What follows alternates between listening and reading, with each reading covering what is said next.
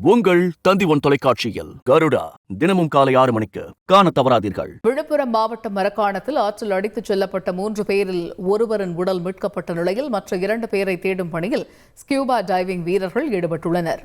இதுகுறித்த கூடுதல் விவரங்களை எமது செய்தியாளர் ராஜசேகரிடம் கேட்கலாம். ராஜசேகர், வணக்கம். ஸ்கியூபா டைவர்ஸுடைய அந்த தேடுதல் பணி எப்படி நடைபெற்று வருகிறது? விவரங்கள் என்ன? விழுப்புரம் மாவட்டம் மரக்காணம் பகுதியில் உள்ள பகிகா கால்வாய்.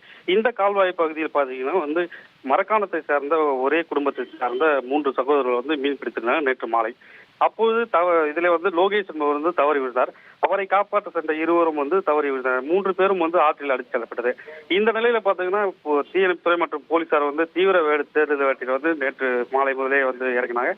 இதுல பார்த்தீங்கன்னா தற்பொழுது காலையில் பார்த்தீங்கன்னா லோகேஷ் என்பவர் உடல் தீயணைப்புத்துறையால் மீட்கப்பட்டது. மேலும் 20 ஒருவர் இன்னும் கிடைக்காத நேரத்தில் சென்னையிலிருந்து வர வைக்கப்பட்ட ஸ்கூபா டைவிங் வீரர்களை கொண்டு அந்த 2 சடலங்களும் தேடும் பணியில் ஸ்கூபா டைவிங் வீரர்கள் ஈடுபட்டு வராங்க. கிட்டத்தட்ட தீயணைப்புத்துறை மற்றும் போலீசார் ஸ்கூபா டைவிங் உட்பட 50க்கும் மேற்பட்ட வீரர்கள் தற்பொழுது அந்த உடலை தேடும் பணியில் மும்முரமாக ஈடுபட்டு வருகின்றனர்.